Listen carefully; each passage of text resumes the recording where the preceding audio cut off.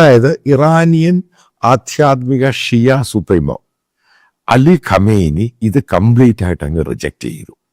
ഈ American proposal, അതായത് negotiate ചെയ്യുക, ഡിസ്കസ് ചെയ്യുക, ഇറാനിയൻ സാങ്ഷൻ ഡിസ്കസ് ചെയ്യുക, ഇറാന്റെ ന്യൂക്ലിയർ വെപ്പൺസ് ഡിസ്കസ് ചെയ്യുക. അതിനുശേഷം അവിടെ നടന്ന് ജനക്കൂട്ടമായിട്ട് ഡിസ്കസ് ചെയ്തപ്പോൾ അവരോട് പറഞ്ഞത്, ട്രംപ് അഡ്മിനിസ്ട്രേഷനാണ് നേരത്തെ വന്ന സമയത്ത് ഇറാന് കിട്ടിയിരുന്ന പല കൺസെഷൻ, അതായത് ഒബാമ കൊണ്ടുവന്ന കൺസെഷൻ അത് മാറ്റിയത് ട്രംപാണ്. അതുകൊണ്ട് ട്രംപിനെ ആ കാര്യത്തിൽ ഞങ്ങൾക്ക് വിശ്വാസമില്ല.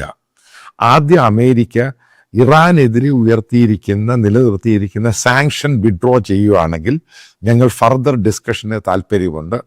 അതുമല്ല, അവരുടെ ഐഡന്റിറ്റി, അതായത് ന്യൂക്ലിയർ വെപ്പൺസുമായി ബന്ധപ്പെട്ട് ഒരു പ്രത്യേക രീതിയിൽ എല്ലാം കൂടെ അമേരിക്ക തയ്യാറാക്കുന്ന രീതിയിൽ ഒരു ഡിസ്കഷൻ അവർക്ക് താല്പര്യമില്ല എന്ന് അലി ഖമേനി പറയുന്നു. അതിനെ പിന്തുണച്ച് ഇറാനിയൻ പ്രസിഡന്റ് മസൂദ് പെഷഷ്കാൻ പറയുന്നത്, അമേരിക്കയ്ക്ക് വാർ വേണമെങ്കിൽ ചെയ്യാം, ഞങ്ങൾക്ക് പല കാര്യങ്ങൾക്ക് ലിമിറ്റുണ്ട്.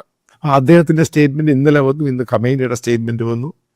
ഇപ്പം നമ്മളിതെല്ലാം കൂടെ നോക്കി വായിക്കുമ്പോൾ മനസ്സിലാക്കേണ്ട ചില കാര്യങ്ങളുണ്ട്. അതായത് ഇറാനിയൻ ന്യൂക്ലിയർ വെപ്പൺസ് ഇസ്രായേലിന് മാത്രമല്ല ത്രെട്ട്, സൗദി അറേബ്യക്ക് ത്രെട്ടാണ്, UAEക്ക് ത്രെട്ടാണ്, ആ റീജിയൻ മുഴുവനും ത്രെട്ടാണ്.